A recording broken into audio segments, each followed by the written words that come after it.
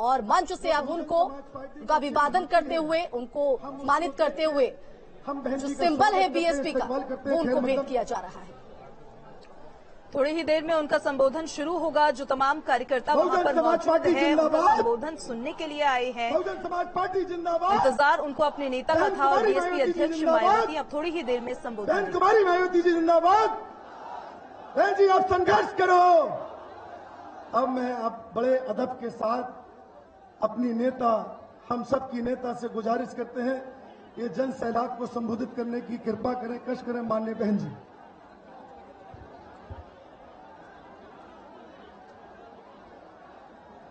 चुनावी जनसभा में इकट्ठा हुए बीएसपी के सभी छोटे बड़े पदाधिकारियों एवं कार्यकर्तागण, आज आप लोग उत्तर प्रदेश में विधानसभा के लिए हो रहे आम चुनाव में कोरोना नियमों का पालन करते हुए अपनी पार्टी के बरेली मंडल के उम्मीदवारों के समर्थन में मुझे सुनने के लिए यहाँ इकट्ठा हुए हैं, तो उसके लिए मैं आप सभी लोगों का हार्दिक दिल से आभार प्रकट करती हूँ। और अब मैं सबसे पहले अपनी पार्टी के संबंध में ये कहना चाहूंगी कि हमारी पार्टी ये चुनाव उत्तर प्रदेश की सभी विधानसभा की सीटों पर अकेले अपने बलबूते पर ही पूरी तैयारी व दमदारी के साथ लड़ रही है। इसके साथ ही यहाँ सन 2007 की तरह फिर से अपनी पार्टी की पूर्ण बहुमत की सरकार बनाने के लिए लड़ रही है, ताकि आपको वर्तमान में भाजपा के चल रहे जातिवादी, संकीर्ण, अहंकारी व तानाशाही वाले शासन से मुक्ति मिल सके। इसके साथ ही हमारी पार्टी ने पूर्व की तरह इस चुनाव में भी बीएसपी से जुड़ने की तादाद को ध्यान में रखकर फिर उसी अनुपात में ही यहाँ सर्व समाज के लोगों को टिकट भी दिए हैं।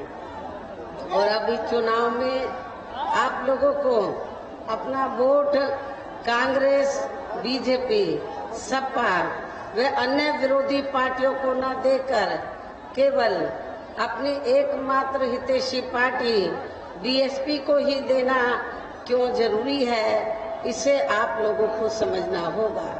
हालांकि इस संदर्भ में आप लोगों को ये मालूम है कि आजादी के बाद शुरू में काफी लंबे समय तक केंद्र व उत्तर प्रदेश सहित देश के अधिकांश राज्यों में भी कांग्रेस पार्टी की ही अकेले यहाँ सरकारें रही हैं, किंतु इनकी गलत नीतियों एवं गलत कार्य प्रणाली की वजह से ही अब ये पार्टी केंद्र व काफी राज्यों के साथ साथ यहाँ उत्तर प्रदेश की सत्ता से भी बाहर हो चुकी है।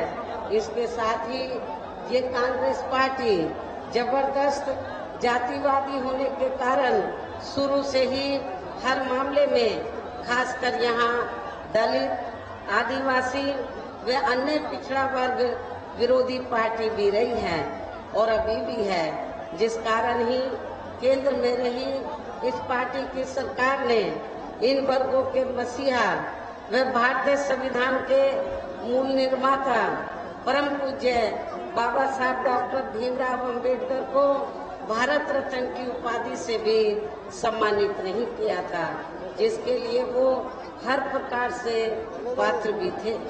इतना ही नहीं बल्कि इनके मूवमेंट को आगे बढ़ाने के लिए अपनी पूरी जिंदगी समर्पित करने वाले मान्यवर श्री कांशीराम जी के देहांत होने पर भी केंद्र में उस समय इसी कांग्रेस पार्टी की रही सरकार ने उनके सम्मान में एक दिन के लिए भी राष्ट्रीय शोक घोषित नहीं किया था, तथा न ही इस पार्टी की रही सरकार ने पिछड़े वर्ग की आरक्षण संबंधी मंडल कमीशन की रिपोर्ट को भी लागू किया था, जिसे फिर बीएसपी ने अपने कड़े संघर्ष व अथक प्रयासों से केंद्र में रही श्री बीपी सिंह की सरकार से ही इसे लागू कराया था।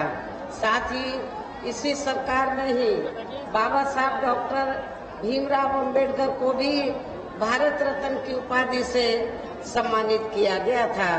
लेकिन अब केंद्र व अधिकांश राज्यों की भी सत्ता से बाहर होने पर यही कांग्रेस पार्टी खासकर दलितों, आदिवासियों व अन्य पिछड़े वर्गों के वोटों की खातिर आए दिन किस्म किस्म की नाटकबाजी करती रहती है, जबकि इन वर्गों के मामले में इस पार्टी की सच्चाई तो ये है कि कांग्रेस पार्टी जब सत्ता में होती है और इनके अच्छे दिन होते हैं तो तब इस पार्टी को इन वर्गों का विकास व उत्थान आदि याद नहीं आता है, तथा न ही इनको महिलाओं की भी भागीदारी याद आती है। इतना ही नहीं बल्कि इस पार्टी के बाद खासकर यहाँ सपा व बीजेपी आदि की बनी सरकार में भी यूपी की जनता अधिकांश मामलों में काफी ज्यादा दुखी रही है। सपा की सरकार में तो ज्यादातर यहाँ गुंडों, बदमाशों, माफियाओं, अराजक तत्वों व सरेआम लूट खसोट करने एवं दंगे फसाद आदि कराने वालों का ही राज रहा है, जिसकी खास वजह से ही इस सरकार में हमेशा यहाँ तनाव की स्थिति बनी रही है। प्रदेश में विकास के कार्य भी सपा सरकार में प्रदेश में विकास के कार्य भी ज्यादातर यहाँ एक विशेष क्षेत्र एवं एक विशेष समुदाय के लोगों तक ही सीमित होकर रह गए हैं।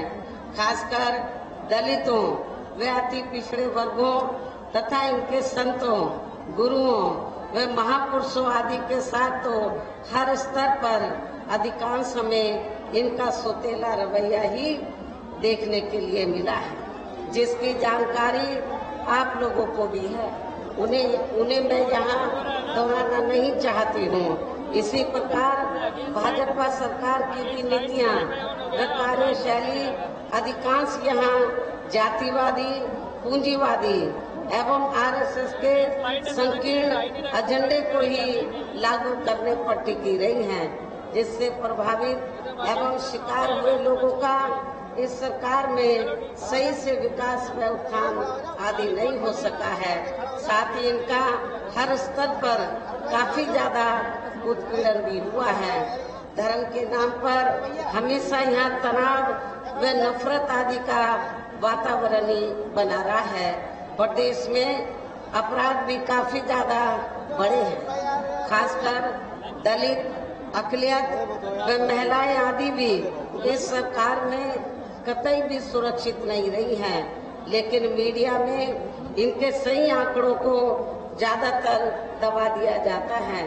इसके अलावा प्रदेश में गरीबों, मजदूरों, बेरोजगारों व अन्य मेहनतकश लोगों के साथ साथ दलितों, आदिवासियों व अन्य पिछड़े वर्गों, मुस्लिम एवं अन्य धार्मिक अल्पसंख्यक समाज के लोगों के हित व कल्याण के लिए वर्षों से जो भी यहाँ सरकारी योजनाएं चल रही थी तो उनका भी इन्हें वर्तमान भाजपा सरकार में सही से पूरा लाभ नहीं मिला है।